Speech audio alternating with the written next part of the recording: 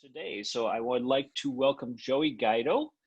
He is a friend that we met through mutual friends and had an opportunity to get to know each other a little bit better. This guy knows what he's doing as far as SEO and websites. And I thought, especially with the number of small businesses that could be on this call, he would be a good one to reach out to and have speak here. So he is speaking today on improving your online marketing in tough times. Joey is an author. I will let him share more details about himself, but just kind of want to give him a quick kudos and thank him for appearing here. So Joey, thank you for joining us. Oh, you're welcome. Thanks for having me today. And thanks for putting pressure on me first thing to talk about myself, which I won't do too much. Right, thanks for tuning in today. And as Dan said, this is looking at how to approach online marketing holistically, especially in the tough times we're experiencing. Quick overview of who I am. I run a company called Cuppa SEO Web Design. That's been around for about 8 years now. Published a book last year that is on the similar topics to what we're talking about today, called The Holistic Guide to Online Marketing.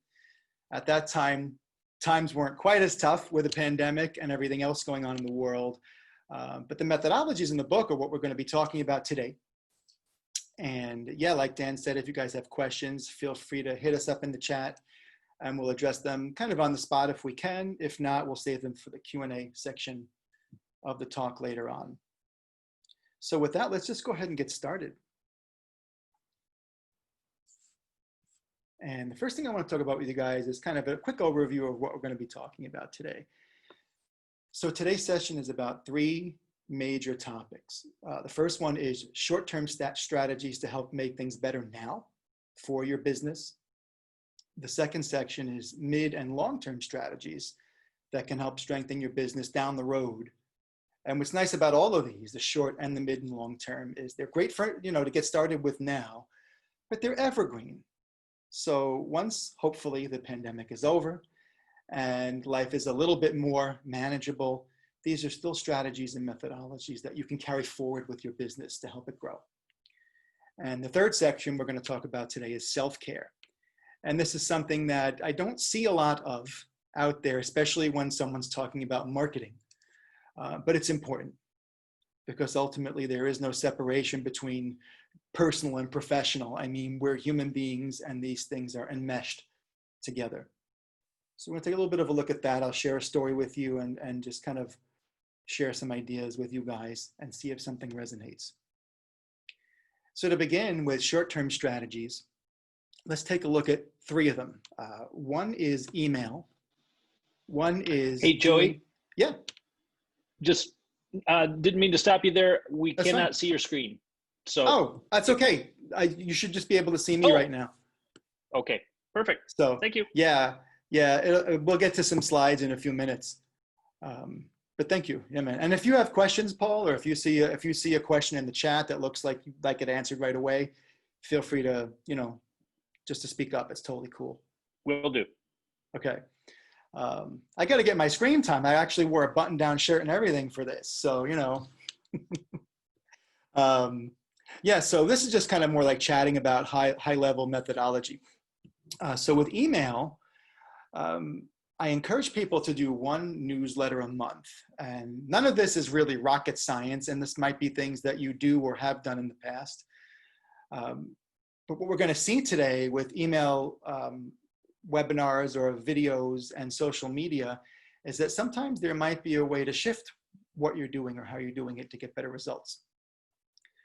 With email newsletters, I see a lot of people pushing out a lot of content, sometimes once a week, sometimes even more than once a week. So I encourage small businesses, especially unless you have a particular reason, to limit your newsletters to once a month and to really limit the content that you're putting in there.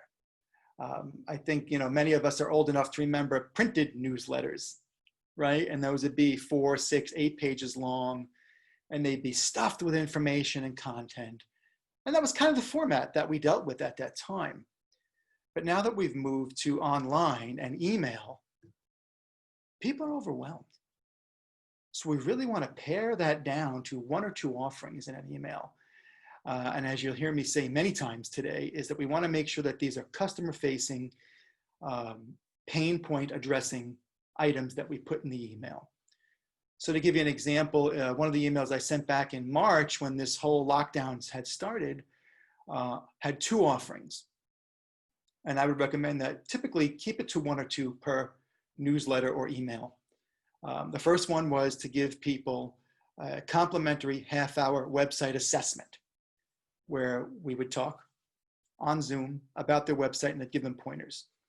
This is usually a paid service, and it actually went really well. I've got about 1,200 people on my email list and about 10 or 12 people signed up, but there was also a lot of engagement around it. So, and that way it was successful. So that was my main headline, and it was free, and people kind of jumped on it. And you got to kind of be careful about that whole free thing, right? Because sometimes you'll offer something for free, people take advantage of it, but then they don't wind up becoming clients because they're just out for the freebie. The second item that was in this email was a quote or a tidbit from my book with a link to Amazon to buy the book. So again, kept it really simple. There were 2 items in there. Both were really addressing pain points and problems that my clients are experiencing pretty much on a daily basis. I use Zoom as an example for video.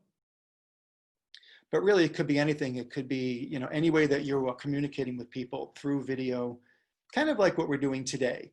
And I know there are a lot of people out there, small business owners, who aren't comfortable being behind the camera. So that's one thing to keep into account. If you are looking at this webinar today and saying, man, I just don't want to be on video, that's something to look at and address.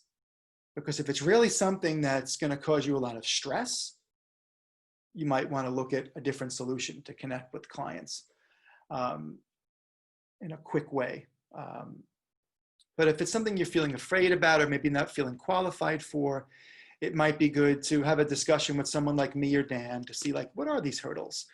Are they manageable hurdles that we can overcome? Because I find that video quite often is a really great way to engage.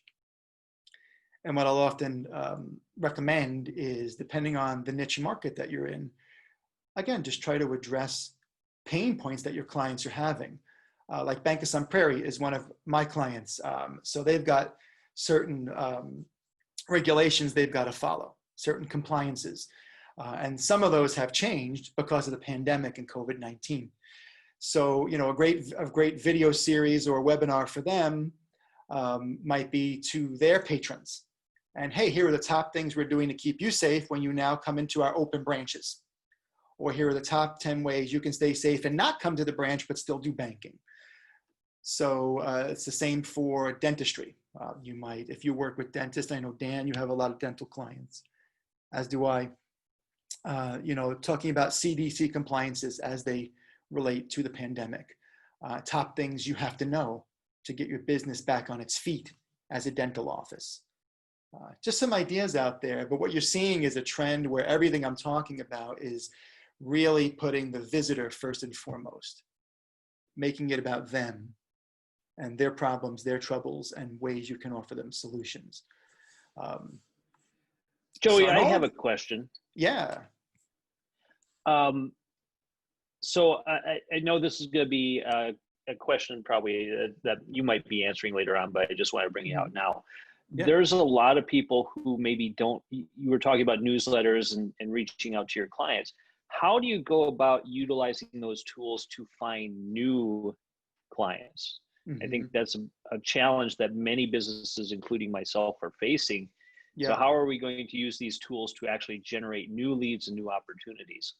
Yeah, that's a great question. And really, this section is about conversing with the people you know.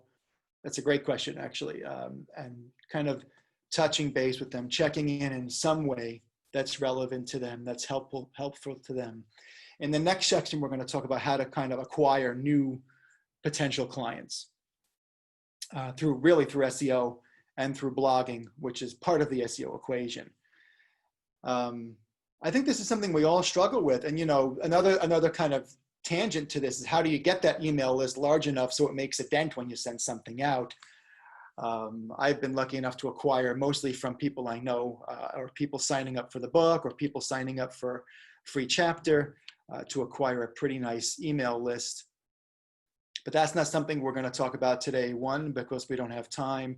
And two, honestly, that's not my area of expertise. That's not where I can bring the most knowledge and help to the table. And Dan, did you have a follow-up question to that? Or? No, that's good. Thank you. Okay. Oh, you're welcome. You're welcome. So yeah, this is really kind of looking at, and I'm not sure if I prefaced it this way, looking at what we've got in front of us as far as existing clients, potential clients, colleagues, friends, connections at some level, right? Whether it be on LinkedIn, Facebook, Instagram, whatever. We haven't gotten to social yet, or in our email list. And really just, reaching out to them in a way that is meaningful, reaching out in a way that's not saying, hey, we're slow because of the pandemic. Do you need to buy a toaster? If you're the appliance store on the block. And let's talk about social for a couple of minutes, because that's the third part of our short-term strategies. And guys, remember, if you have questions too, feel free to drop them in the chat. And with social, we are going to talk about how to post to start.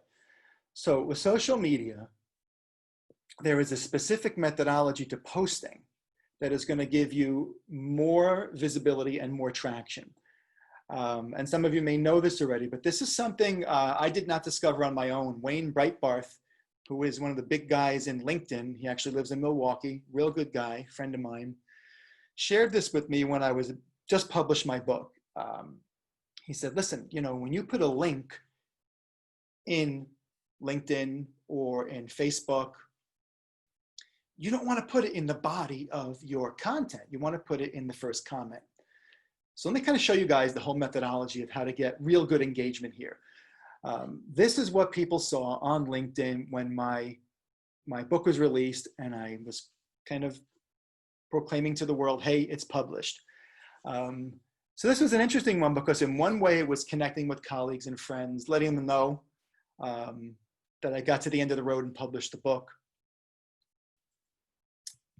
But as you'll see on the next slide, all the content here is really geared toward the pain points that a business owner or somebody on a marketing team might be experiencing.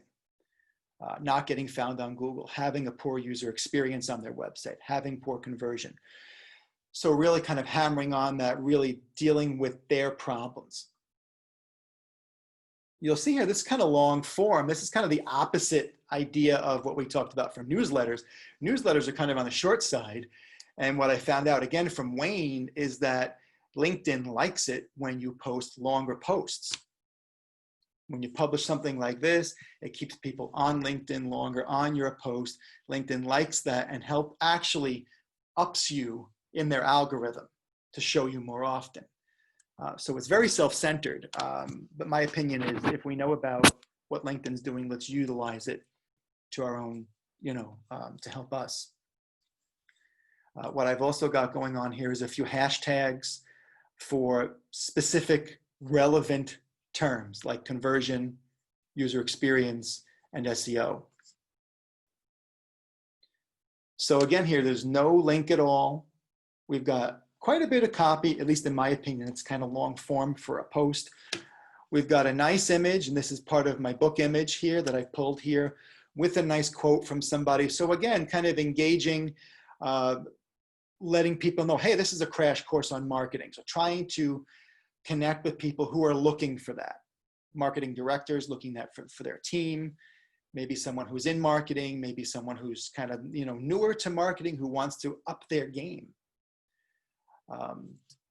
And then right at the bottom, you guys will see, here's my link right down here. So what happens here is when you post your link in the first comment, LinkedIn deals with you completely differently. When you post it in the body of your post, LinkedIn doesn't like that because it perceives you as someone who's going to lead somebody away from their social media platform. But when you post it in the comment, it kind of circumvents that. And you guys can see here, this had, for me, amazing engagement and reach. I had over 1,400 people view this. I've only got about 1,200 people in my LinkedIn network. So this went beyond my network.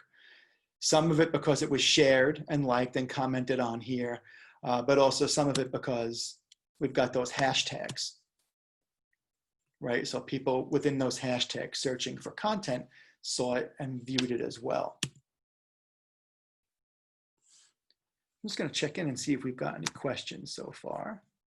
Doesn't look like it. I hope you guys are doing okay. I know that's a lot of information all at once. So these are short-term items. I often get the question, well, Joey, what about blogging? Blogging sounds like a short-term item. And it is something you're going to want to start right away, but you're not going to start to see the effects of that blogging right away. Because that's going to be kind of attached to SEO, which is what we're going to talk about next.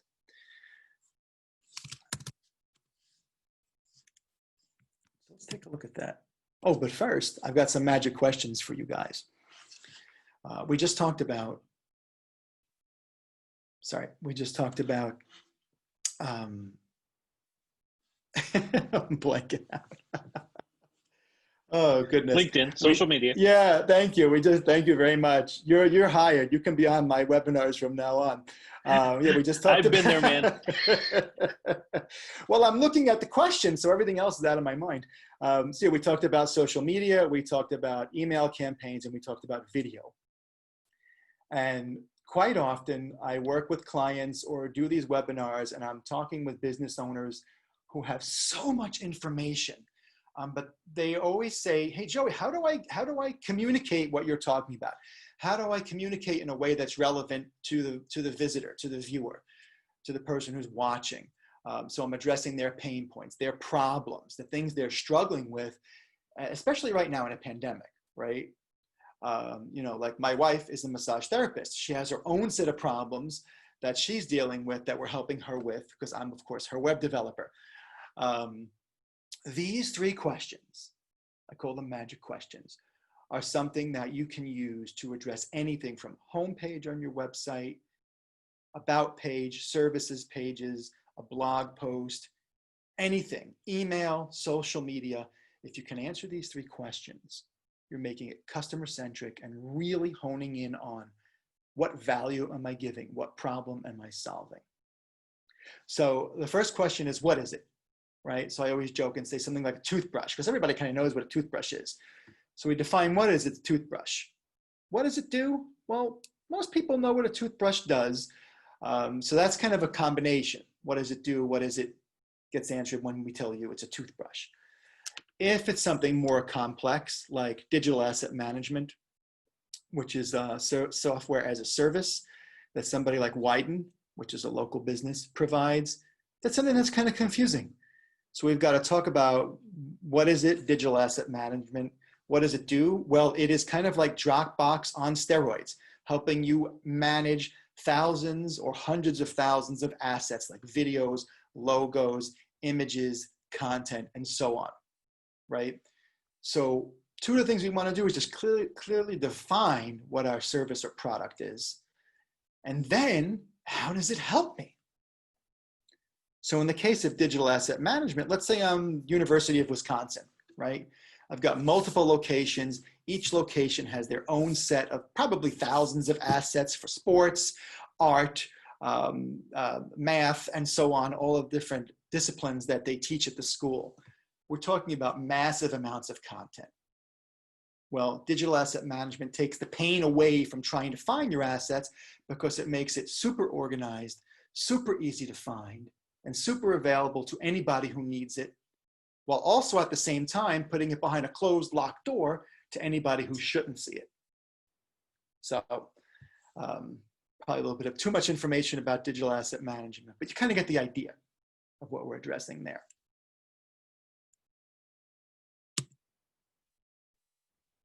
I've got a couple more things for you guys before we get to SEO. And the first is going to be user experience on your website.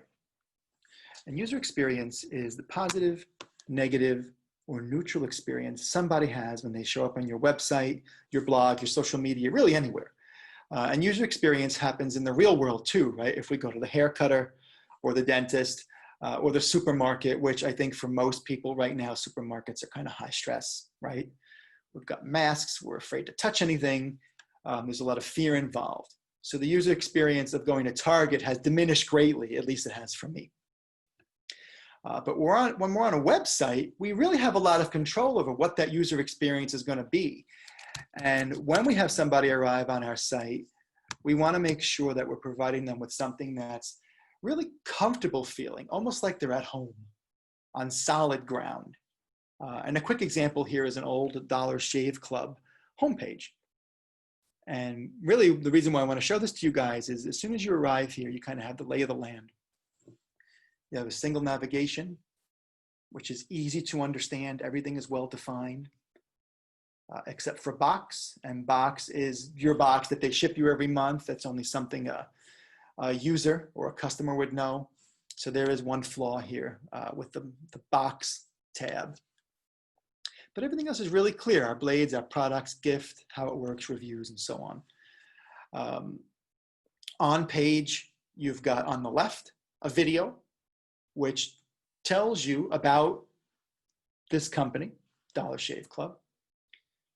And on the right, we've got something that's called conversion, which we'll talk about in a minute.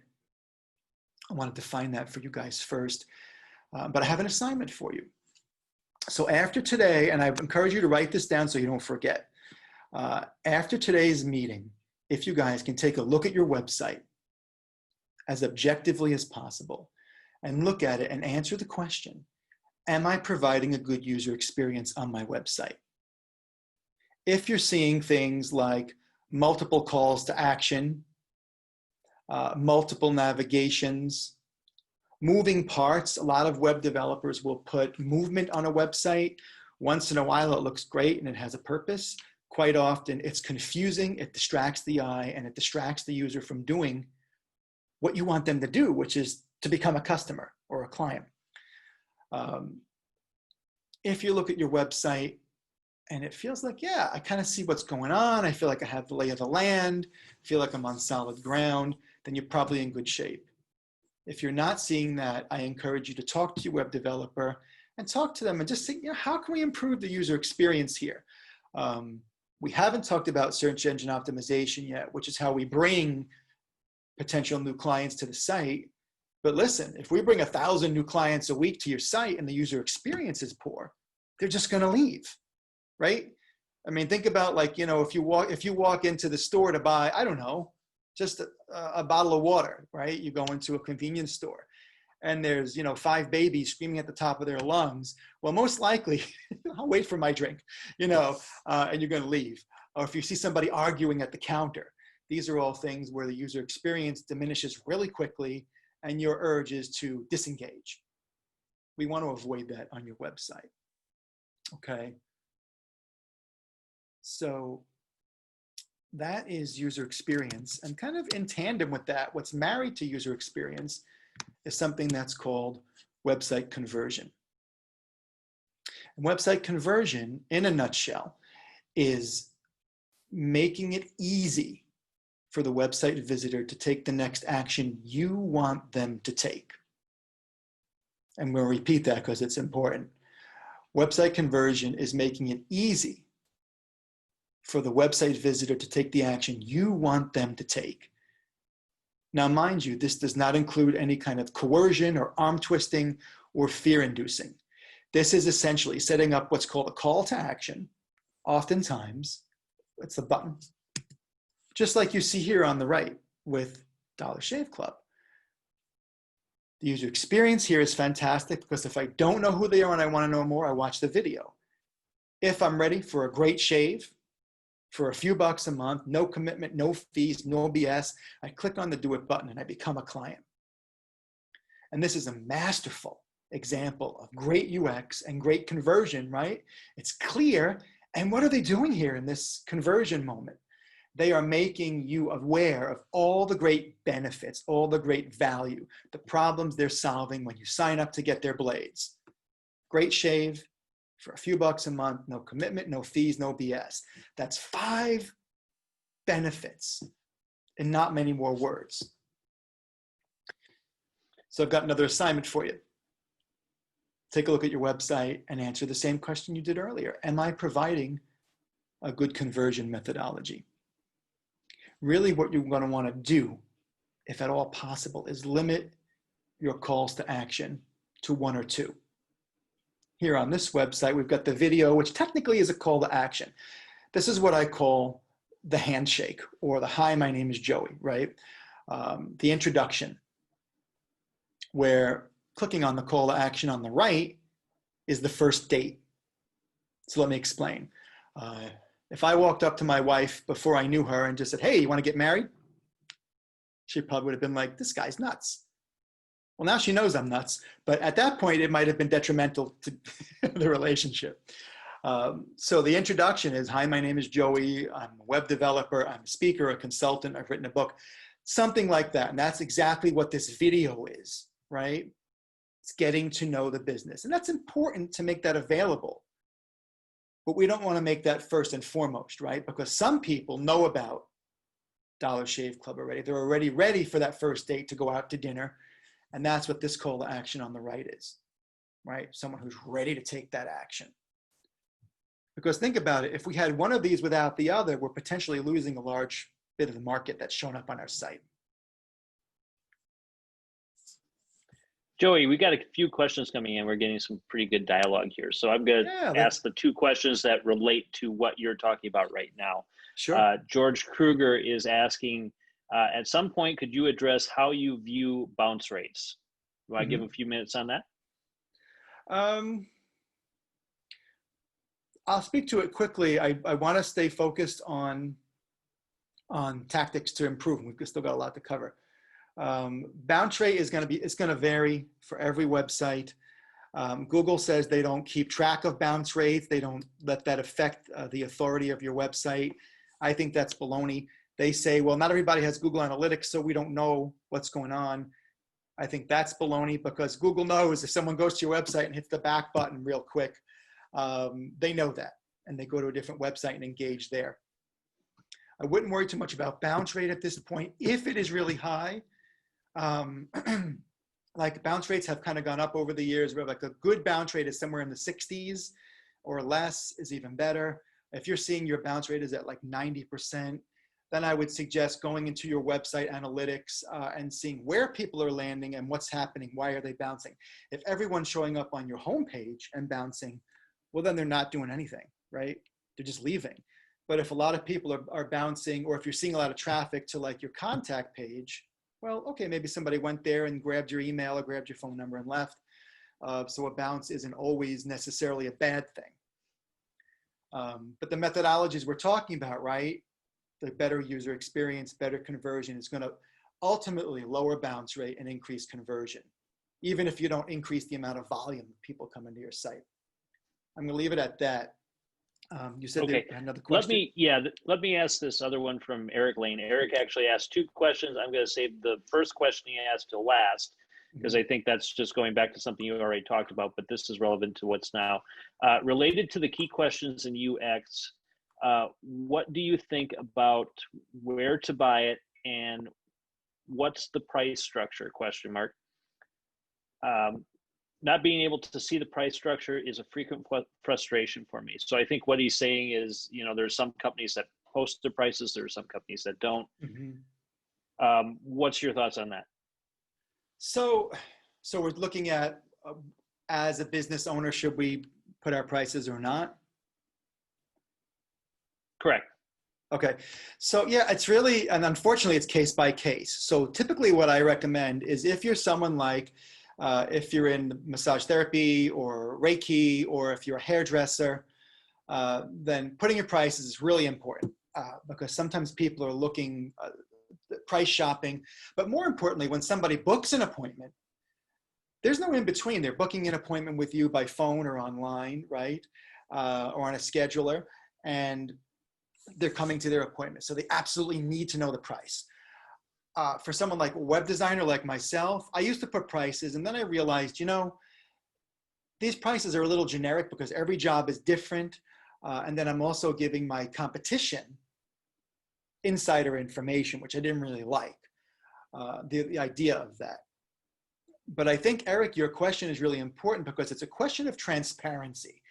And I think if someone's coming to your website and they feel like you're hiding something, that doesn't build trust. That doesn't build a good user experience, right? But if you're in an organization or if you're in a niche industry where there is that middle conversation, like what we have, we always do a complimentary consultation to find out what people need and what their problems are.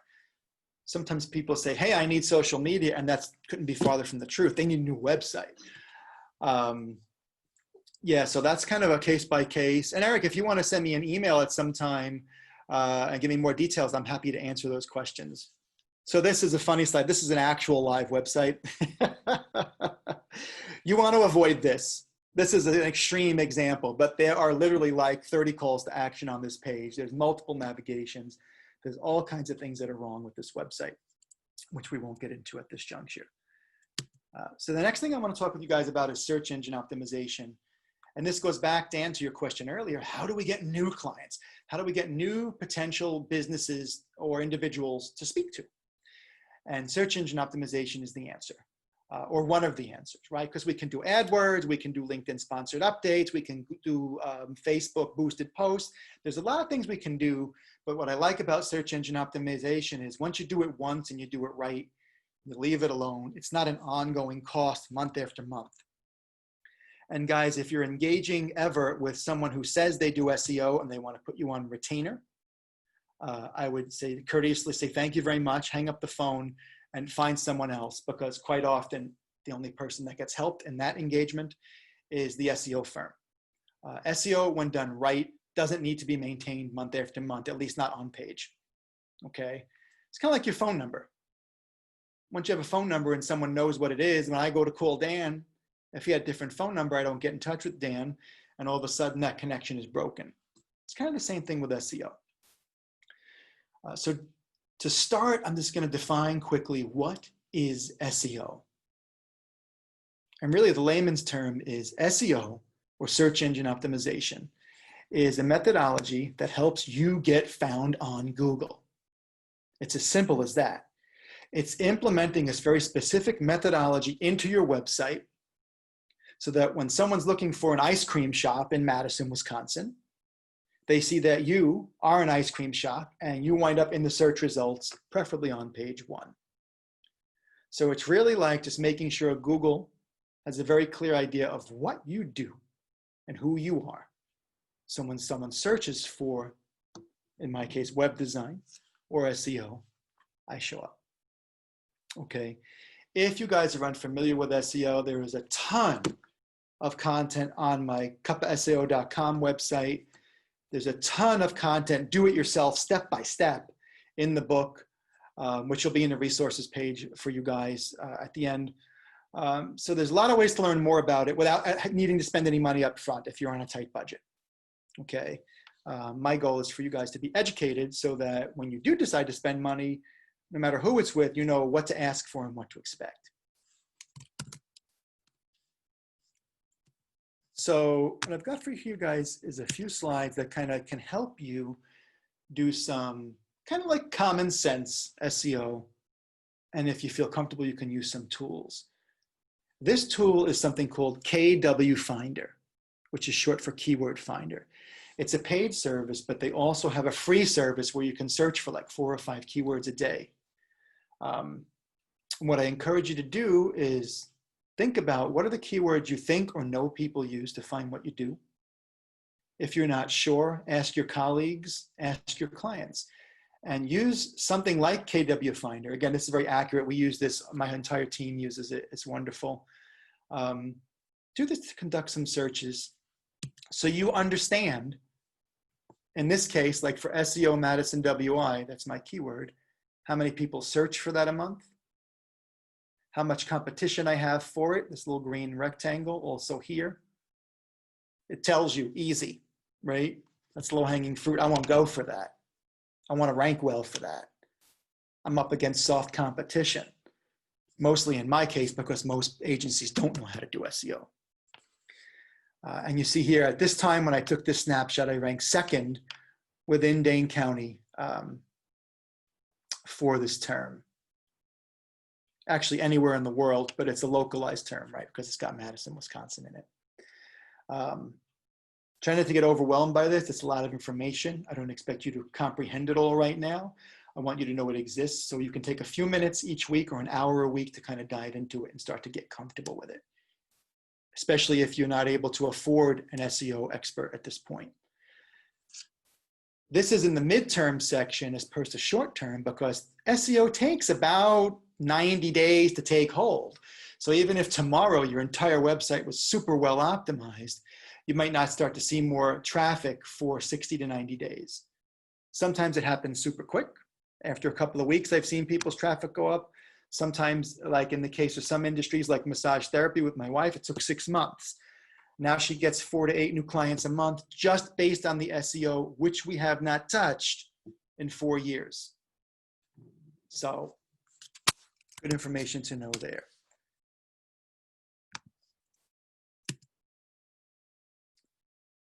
These are 6 areas that you guys can optimize. And Dan, if it's okay with you, we can make this available to everybody, either as PowerPoint, if I can send it to you. This way everybody can kind of refer to this.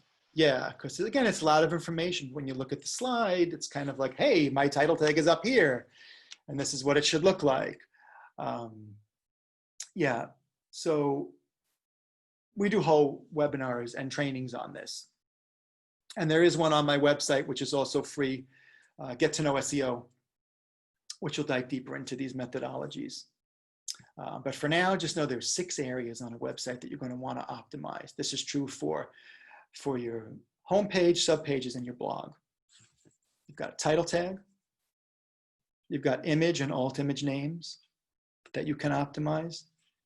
You've got your H1 headlines or your top level headlines.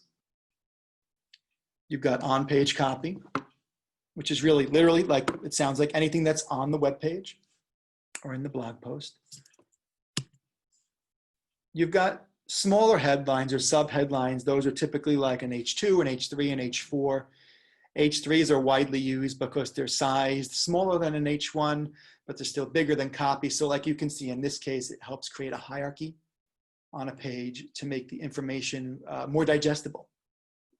Okay, so those are your headlines. On this particular page, it was super easy for me to add keywords to it because these are all components of our web design process. And they all had SEO value. And the final thing is text links, which is right down here at the bottom. All right, and you can see mine says, feel free to contact us anytime about our holistic web design services. So of course, web design and web design services is a good keyword for the web design page. Again, don't worry too much about memorizing all this. It's about knowing, when you do it yourself or work with someone else, hey, these are the layers that we need to optimize. And what this becomes is kind of like a triple-decker sandwich, right? You've got your bread, your lettuce, your tomato, your turkey, you've got your chips and your iced tea on the side. And when you start to look at your website like this kind of multi-layer, you don't have to worry about too much about putting keywords into any one place because you've got so many opportunities to optimize on every single page. And if you've got a lot of images specifically, that is an amazing way to get a ton of optimization on a page without repeating keywords over and over in the content.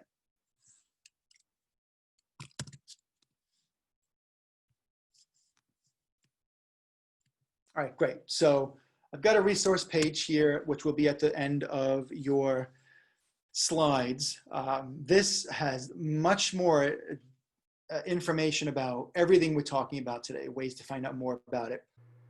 Thank you, Joey, for your time today. And if you would like to check out some of the other webinars we've been doing as part of this Let's Go series, please visit our YouTube channel and check out some of the other great speakers that we've had over the past several weeks.